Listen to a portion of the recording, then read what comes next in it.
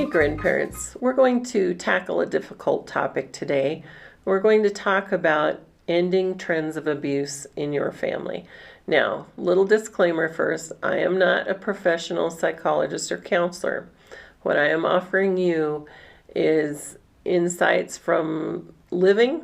It is hopefully good advice and offers some help to you if you're struggling with this cycle. It comes about from not only living my own life, but watching many other people. I'm an observer of people, and I try and take those observations and turn them into life lessons for myself, especially. I want to be the best I can. But in the context of grandparenting A to Z, I want to share whatever wisdom I've gleaned in this world and found as I watch families and how they develop. So, first of all, if we want to end trends of any sort, we have to acknowledge them in the first place.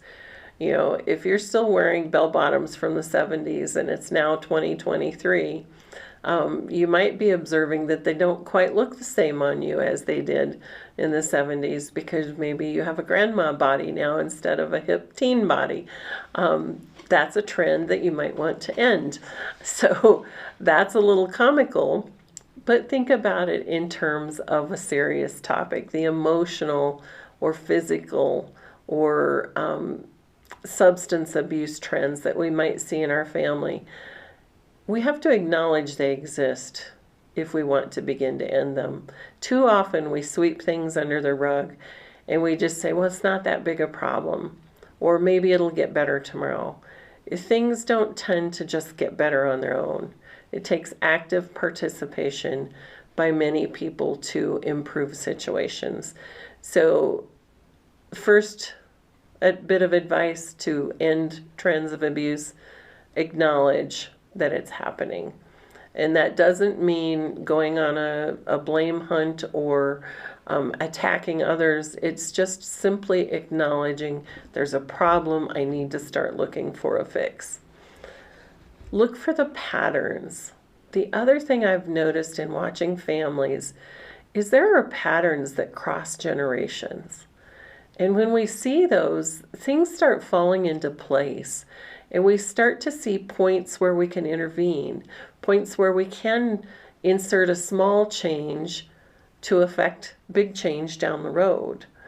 If we want to end abuse, patterns are really important to look for. Behaviors that start to show up. How do we intervene before it becomes a full-on negative in our family? Generational trends of types of abuse are pretty straightforward when you look over 2 or 3 generations. Then choose. Okay, we're talking about choices a lot in some of our videos here in the last few weeks and coming weeks. Choose how you want to approach the issue. Once you've acknowledged it, you've sorted out some patterns, now you have a choice to make.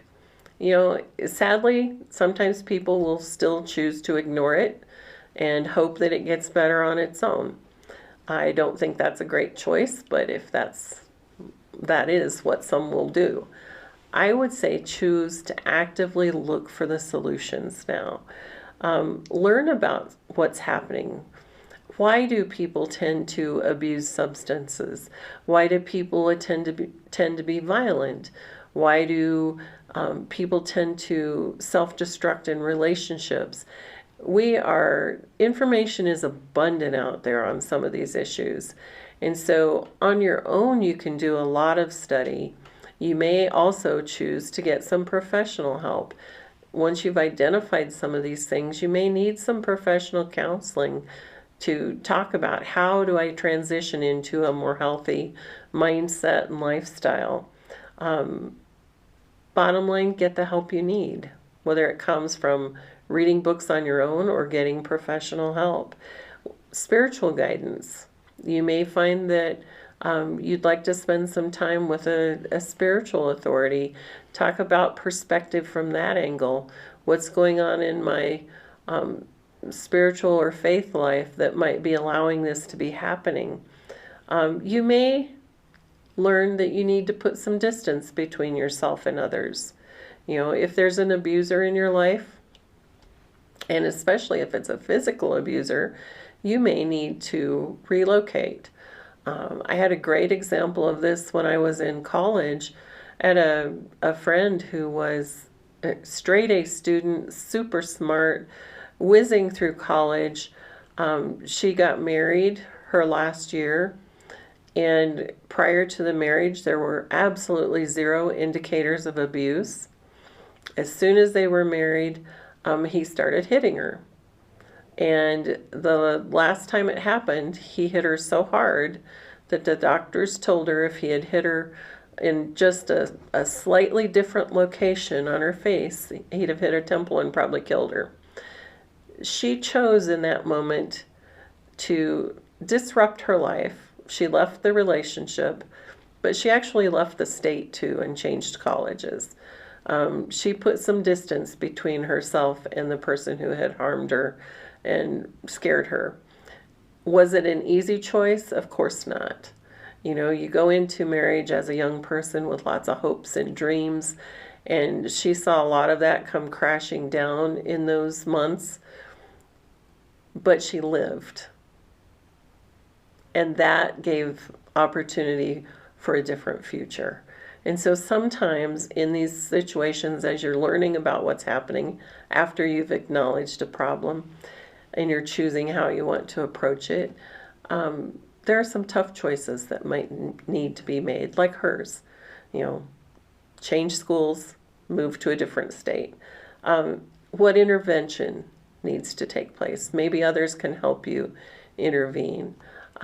There's just so many ways we can approach a problem. We need to approach it, though. I am a firm believer that if we ignore problems, they only fester and get worse. They don't get better on their own.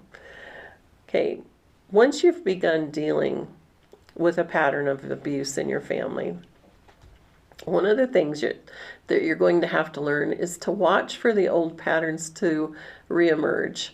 They do. You know, old habits are hard to break. There's a reason that we've all heard that saying before, because it's true. You know, humans are creatures of habit, creatures of, just repetition.